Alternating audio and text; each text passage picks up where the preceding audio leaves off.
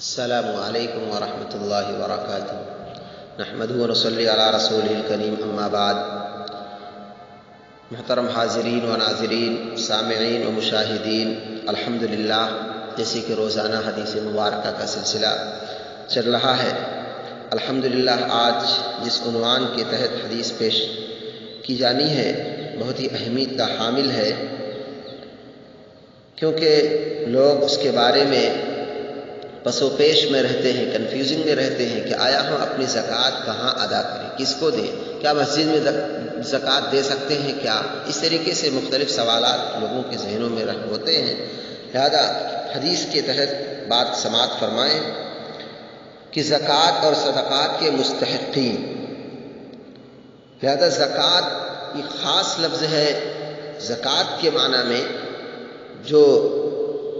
جن کے پاس نصاب زکوٰۃ ہوتا ہے اور وہ زکوٰۃ ادا کرتے ہیں۔ صدقے کا لفظ میں عمومیت پائی جاتی ہے، دونوں جگہ استعمال کر لیا جاتا ہے، خاص طور پر جب اردو میں بولتے ہیں صدقہ خیرات، لیکن یہ زکوٰۃ کا لفظ جب بولا جاتا ہے تو وہی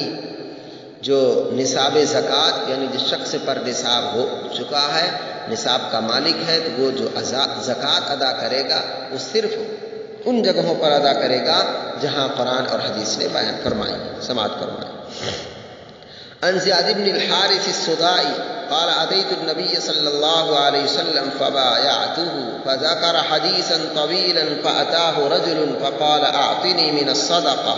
فقال له رسول الله صلى الله عليه وسلم ان الله لم يرض بحكم نبي ولا غيره في الصدقات حتى حكم هو فجزأها 8 أجزاء فإن كنت من تلك الأجزاء أعطيتك۔ زیاد بن حارث صدائی رضی اللہ تعالیٰ عنہ سے روایت ہے کہ میں رسول اللہ صلی اللہ علیہ وسلم کی خدمت میں حاضر ہوا اور میں نے آپ صلی اللہ علیہ وسلم سے بیعت کی۔ زیاد نے اس موقع پر ایک طویل حدیث ذکر کی اور اسی سلسلے میں یہ واقعہ نقل کیا کہ آپ صلی اللہ علیہ وسلم کی خدمت میں اس وقت ایک شخص حاضر ہوا اور عرض کیا کہ زکوٰۃ کے مال میں سے کچھ مجھے عنایت فرمائیے۔ رسول اللہ صلی اللہ علیہ وسلم نے اس سے فرمایا کہ اللہ تعالیٰ نے زکوٰۃ کے مصارف کو نہ تو کسی نبی کی مرضی پر چھوڑا ہے اور نہ کسی غیر نبی کی مرضی پر، بلکہ خود ہی فیصلہ فرما دیا ہے، اور ان کے 8 حصے یعنی 8 قسمیں ہیں۔ تو اگر تم ان قسموں میں سے کسی قسم کے آدمی ہو تو میں زکوٰۃ میں سے تم کو دے دوں گا۔ لہذا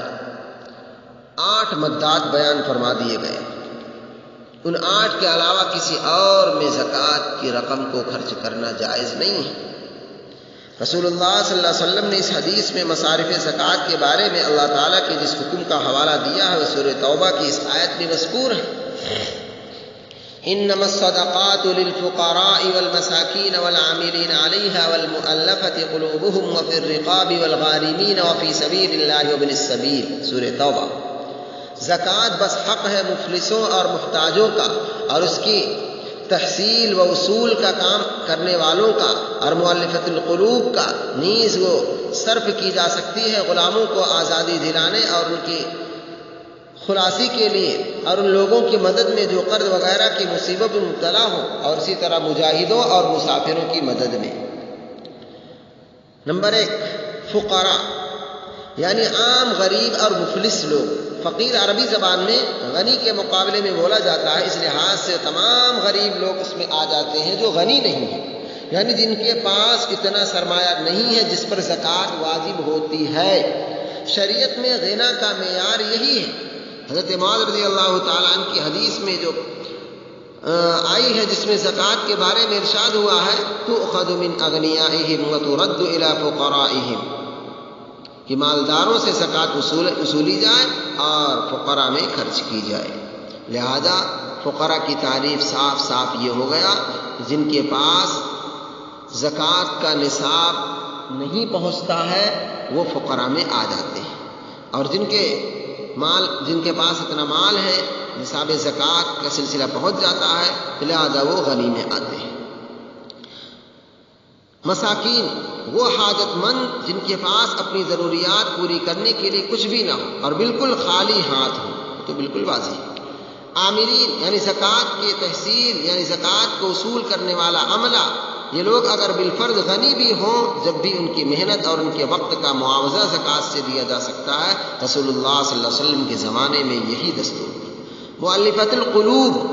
ایسے لوگ جن کی تالیف قلب، دل جوئی اور اہم دینی و ملی مسالے کے لیے ضروری ہو، وہ اگر دولت مند بھی ہوں تب بھی اس مقصد کے لیے زکوٰۃ کی مد سے ان پر خرچ کیا جا سکتا ہے۔ مثلا کوئی مسلمان ہوا ہے، ابھی اس کے تالیف قلب کے لیے کچھ اس کو زکوٰۃ کی مد سے دے دیا جائے تاکہ اور زیادہ خوش ہو جائے، اسلام پر اطمینان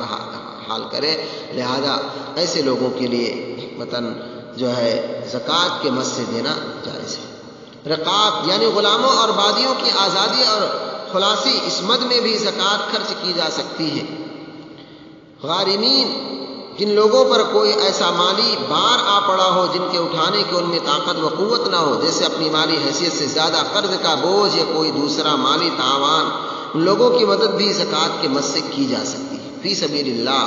علماء اور ائمہ کے نزدیک اس سے مراد دین کی نصرت و حفاظت اور اعلاء کلمت اللہ کے سلسلے کی ضروریات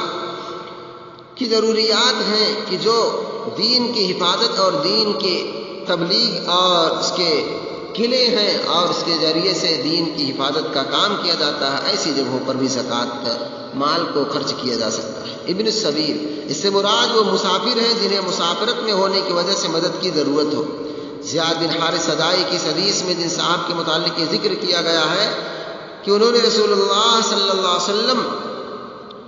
سے درخواست کی کہ آپ زکوٰۃ کے مال میں سے مجھے کچھ عنایت فرما دیجئے، انہیں جواب دیتے ہوئے رسول اللہ صلی اللہ علیہ وسلم نے فرمایا کہ اللہ نے زکوٰۃ کے یہ 8 مصارف خود ہی مقرر فرما دیے ہیں، اگر تم ان میں سے کسی طبقے میں داخل ہو تو میں دے سکتا ہوں، اور اگر ایسا نہیں ہے تو پھر مجھے یہ حق اور اختیار نہیں ہے کہ اس مد میں سے تم کو کچھ دے سکوں۔ لہذا اللہ تبارک و تعالی قرآن پاک میں اور نبی پاک صلی اللہ علیہ وسلم نے صاف زکوٰۃ کے مصارف کو بیان فرما دیا ہے، لہذا انہی 8 مدات پر اپنی زکوٰۃ کو خرچ کرنی چاہیے، اور انہی 8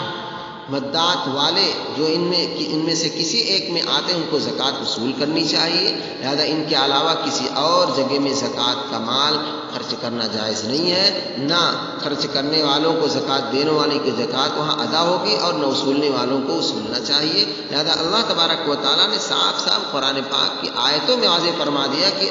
مصارف زکوٰۃ 8 ہیں، لہذا انہی 8 میں زکوٰۃ کا مال خرچ کیا جائے گا، اس کے علاوہ کہیں جائز نہیں ہے۔ اللہ تبارک و تعالیٰ ہم سبوں کو ان تمام باتوں کو سمجھنے اس پر عمل کی توفیق نصیب فرمائے۔ والسلام علیکم۔